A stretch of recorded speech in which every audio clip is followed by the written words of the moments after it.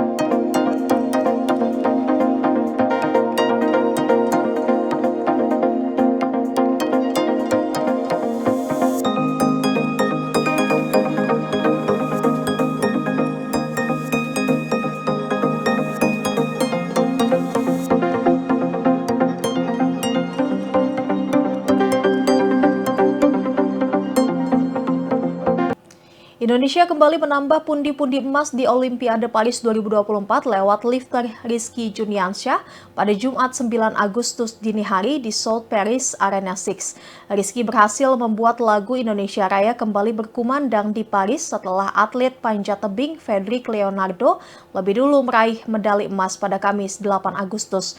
Atlet berusia 21 tahun itu mengalahkan pesaing terberatnya yang merupakan peraih medali emas Olimpiade Rio 2016 dan Olimpiade Tokyo 2020 Shi Ziyong. Rizky menyelesaikan angkatan 155 kg untuk snatch dan clean and jerk sebesar 199 kg. Saat angkatan snatch, Rizky sempat gagal di kesempatan pertama, namun ketika ia mengulangi kembali, akhirnya berhasil mengangkat beban 155 kg. Sementara itu, Shi Ziyong berhasil menyelesaikan angkatan 165 kg untuk snatch setelah percobaan pertamanya di 161 kg. Catatan itu sempat hendak dipertajam menjadi 168 kg di kesempatan ketiga, namun lifter China itu gagal mencobanya. Padahal jika berhasil itu akan menjadi rekor baru bagi Ziyong, melampaui rekor yang pernah ia buat sendiri. Pada akhirnya, Shi gagal membawa medali pulang karena gagal mengangkat 191 kg. Sedangkan Rizky sukses mengangkat 191 kg di percobaan pertama clean and jerk. Total angkatan yang diperoleh Rizky adalah 354 kg, snatch 155 kg, dan clean and jerk 199 kg. Medali perak diraih atlet Thailand Werapon Wichuma dan perunggu didapatkan oleh wakil Bulgaria Andrev Bozidar Dimitrov.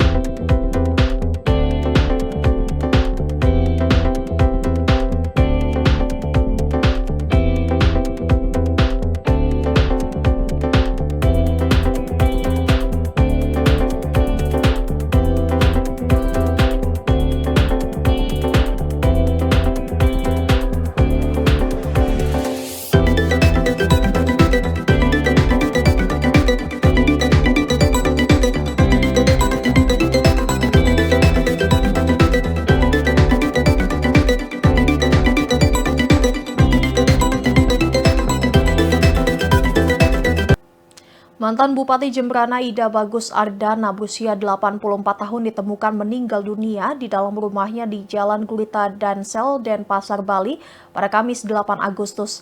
Selain Ida, sang istri bernama Sri Wulan Trisna berusia 64 tahun juga ditemukan sudah tidak bernyawa di rumahnya tersebut sekira pukul 10 malam. Kabid Humas Polda Bali Kombes Johnson Avitus Panjaitan mengatakan Ida Bagus ditemukan tergeletak di dekat pintu dapur rumahnya. Sementara untuk sang istri sudah ditemukan meninggal dunia di atas kasur di dalam kamar dengan posisi telentang. Saat ditemukan, kedua jenazah sudah mengeluarkan bau tak sedap dan sudah membusuk. Saat ini, lanjut Johnson, pihak kepolisian masih melakukan penyelidikan untuk mencari penyebab kematian keduanya.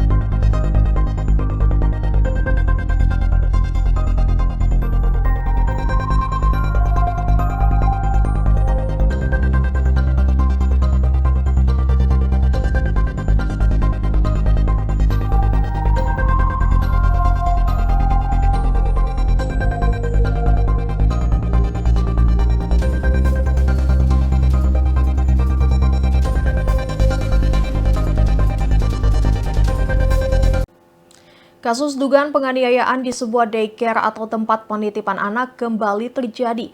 Kali ini kasus dugaan penyiksaan terhadap anak itu terjadi di Early Steps Daycare di Pekanbaru. Atas kejadian tersebut, orang tua korban pun melapor ke pihak kepolisian pada 31 Mei 2024 lalu. Kasus dugaan penganiayaan itu dilakukan kepada korban inisial F. Ibu F yakni Ayah Sophia yang tak terima atas kejadian yang menimpa sang anak, meradang dan menceritakan kejadian itu melalui media sosial. Ia melaporkan dugaan kekerasan terhadap anak kandungnya inisial F yang dilakukan oleh dua pengasuh di daycare tersebut.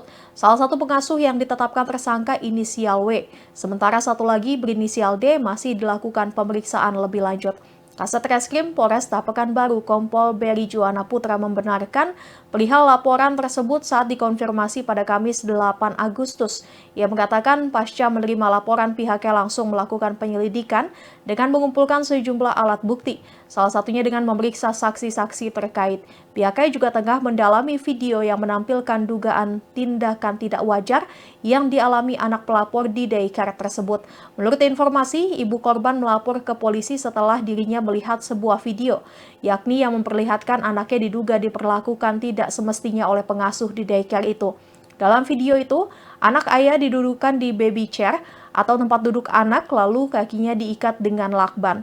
Bahkan ia mengungkapkan sang anak sampai tidak diberi makan seharian. Hal itu agar korban tidak merepotkan seperti buang air besar atau buang air kecil. Ternyata isu yang berkembang menyebut di daycare tersebut sudah beberapa kali terjadi dugaan kekerasan terhadap anak.